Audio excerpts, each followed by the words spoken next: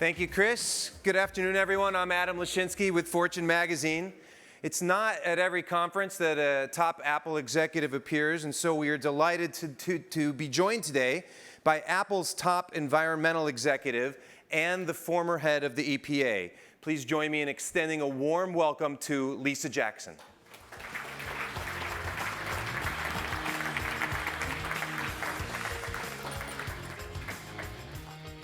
Thank you. You're welcome. Welcome.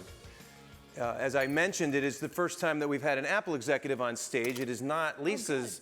It is not Lisa's first time on a Fortune stage. I think 2 or 3 years ago, when you were at EPA, you appeared at Fortune Brainstorm Tech in Aspen. So welcome back to you. Thank you. Thanks. Good to be here. Hi, everybody. In your nice chairs. Ours are less comfortable up Yeah, there. these They're don't rigid. move as much.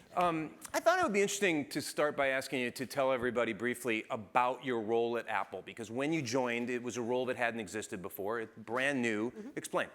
The title is Vice President Environmental Initiatives. I work for our CEO, Tim Cook. And it's, typical of Apple. It's an innovation. It's something that didn't exist before. When I started, I sort of said, well, what do you want me to do?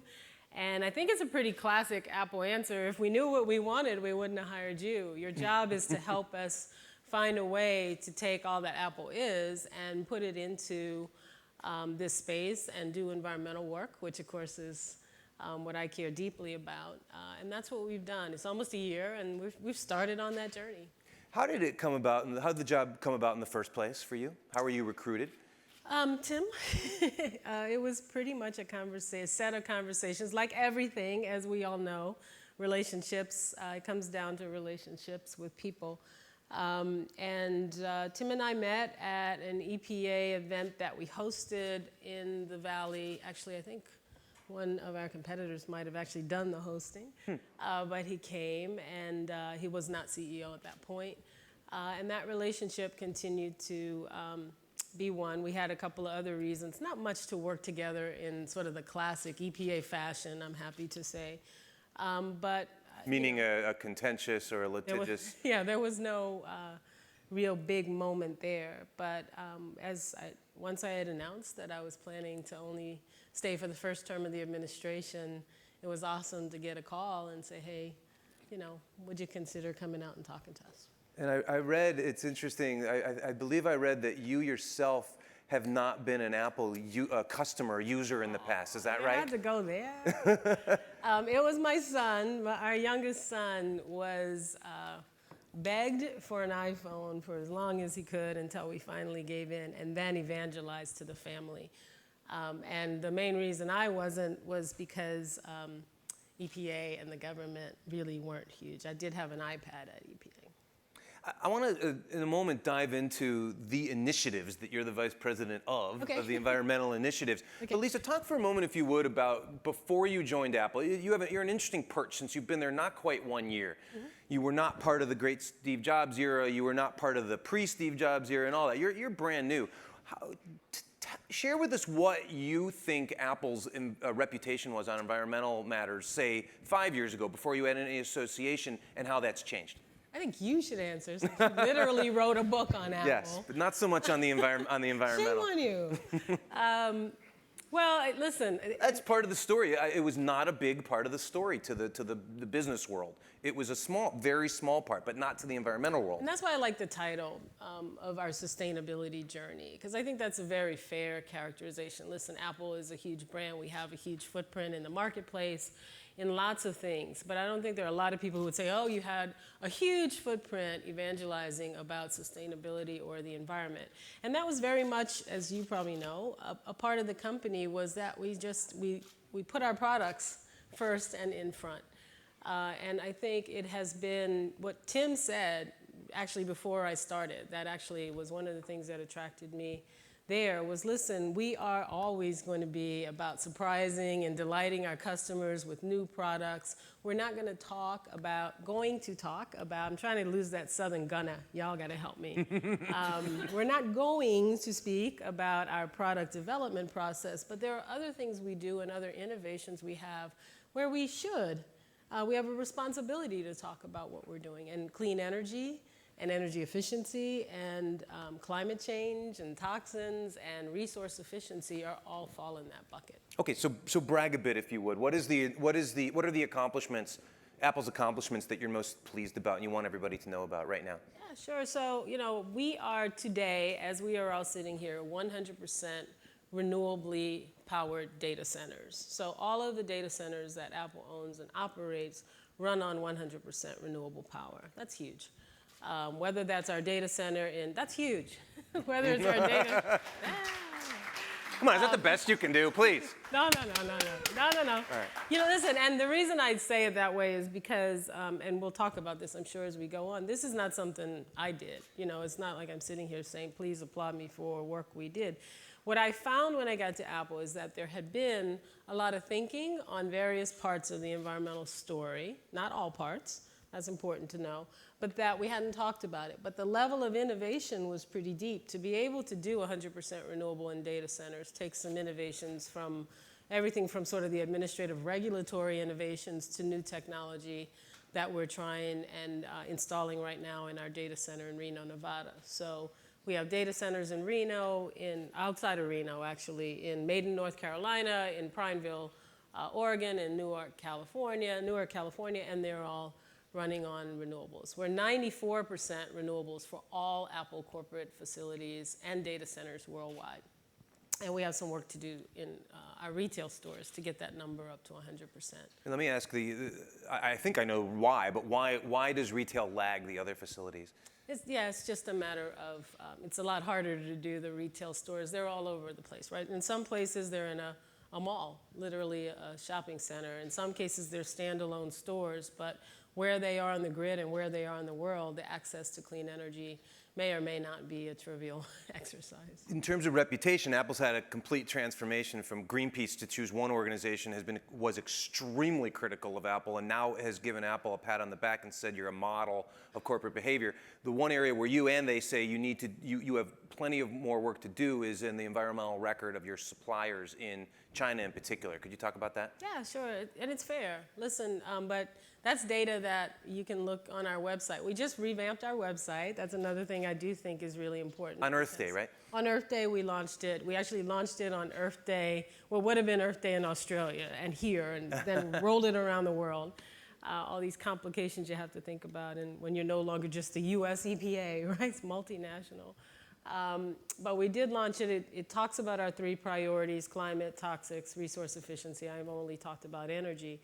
But what we say on that website is we give our carbon footprint. And if you look at Apple's carbon footprint, we're really honest about it. Because of the work we've done on facilities, some of the work we've done on our product, Apple owns our carbon footprint all the way from the mining of the raw materials to make our products, all of our facilities, all of our building, through our supply chain, which are largely operations that are not Apple owned, all the way through your use. If you are using an Apple product right now, as many of you are, I hope, we are taking responsibility for the carbon footprint of those products, and then all the way through recycling and even the transportation of that material through recycling. Why? Because as we heard in our previous panel, if you don't measure it and monitor and understand it, you can't do anything about it. If we don't have keen awareness of how much carbon your devices are putting out into the atmosphere, then that's not going to drive the kind of efficiency and maybe other kind of thinking. And the same with our supply chain. If we're looking at our supply chain, which is now upwards of 60 or so % of our footprint, how are we going to make changes if we don't understand it, and we don't measure it, and we don't take responsibility for it? So what's an example of something that the company has done positively with the supply chain? What's an example of a needs to improve right now? Oh, we have so many. I mean, that's the other part of the journey is that when you're Apple, you want to be best at everything. Every company that competes in this marketplace wants to be the best. But what so many of us talk about all the time is that it's more important to own and understand the challenges. I'll give you a great one. It's actually on our website too, which is around aluminum. If there's any iconic material for our products, it's the aluminum casings. We use quite a bit of it, and we love it. It's long-lasting and durable and can be recycled. But we found out this past year, the materials teams decided to do a lot of work and really dig into our carbon footprint around aluminum, and found that because we were using the industry average emissions factors for that material, we were really underestimating our emissions. So although had we used the old calculations, our carbon footprint would have gone down by 9 or 10% this year, which is pretty remarkable when you think about it. We actually reported an increase in carbon footprint.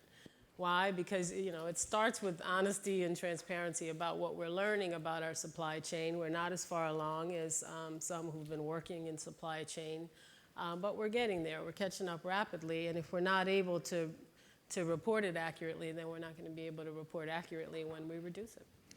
If there's a question in the room, please make some noise or raise your hand, and if I don't see any, I'll keep going. Yes, please, way in the back. A microphone will appear magically in your hands in about 3 seconds. That's Rick. And just tell us who you are, please. Yeah, well, it's Rick. I was just up there speaking Lisa a minute ago. But my question keys off your last comment that you are doing a better job measuring the impact of materials extraction, including aluminum in that case. But you've also done a pretty remarkable job over the years, measuring the overall impact of your products through the supply chain, at least compared to a lot of companies. And I know, and it was on your website, that using those measurements, you estimated that, especially with your MacBook business, over the last 8 years, the footprint for that product and some of the others has gone down over 25% or 27% to be exact. Now, here's my point. I don't want to put you on the spot, but I'm on the spot. in the same time, over that same 8-year period, despite a near 1/3 reduction in footprint on a per product basis, the overall footprint of Apple has displaced that benefit and actually has grown and grown with your own growth. Now, that's because everybody's buying more and more Apple products. That's because affluence is growing, and it's offsetting all those incremental benefits that you're getting from reducing on a product level the footprint of your products. So you got any opinion on that one? Now, before I put you on the spot, I'm going to say Patagonia's got exactly the same problem. I was going to say. And I'm going to say a lot of people in the room here do too, but in our company, we call that one the elephant in the room. Well, listen, I think if all of us as sustainability professionals have to resort to make and sell less stuff as the answer to the problem, then we are suffering from an extraordinary lack of imagination and innovation. I mean, one of the things that your company, certainly I think Apple, is about is trying to understand where the technology, innovations, and other innovations are that help us to reduce carbon intensity. We're not advocating for less people to have access to our products. That's not the answer we're looking for. What we're looking for is understanding the whole puzzle.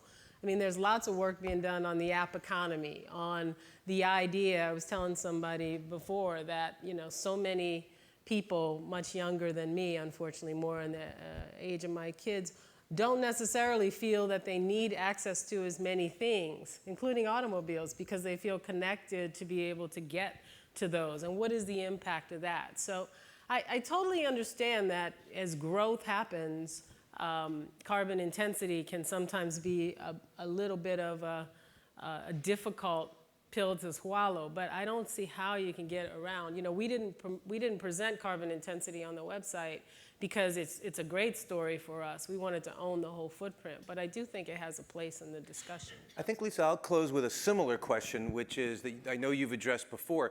You also are unwilling to apologize for this accusation that Apple designs its products for obsolescence, and that this, a lot of them get tossed out, and that's not good for the environment. Why not? Yeah, first off, it's not true. We do run, I think, probably the best recycling collection scheme of anyone in our sector. We collect well over 80% by weight of the product amount that we put out 7 years ago, which is a metric that the industry came up with. It actually wasn't an Apple metric. We do fine by that metric.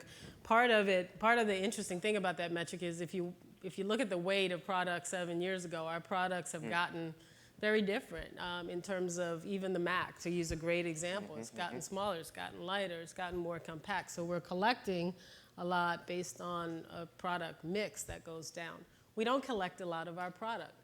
We're still have a lot of folks who are still using relatively old models, if you will, of our product because they can still use the software. What our challenge is for anyone who's looking at resource efficiency or the circular economy or a lot of the great discussions I know we're all going to have over drinks or dinner over the next couple of days is to figure out how the collection process turns into the reuse process, turns into the commoditization of recycled material, turns into an entire economy around that. And to recognize that although we love circles and it's a wonderful metaphor, that we have to have lots of places for people to input and output from that circle. So I do believe that there is a need to look at the longevity and usefulness of the products, how long they last, how resilient they are as part of that question. Because you can make anything and recycle it. But if you make something and give it high value and use high quality materials that are therefore recyclable, that's a good first step. And where Apple wants to go and where I think we can lead is because of the materials we use, we'll be on that road in the future. Well, I'll let people in this room speak for the sustainability community. Speaking for the business community, I just want to say that it is totally refreshing and wonderful to see an Apple executive here on our stage with us today. And so I'll pass that back. And yeah, thank you very much for being here. Thanks for Lisa having me. Jackson, everybody. I'll be right behind you.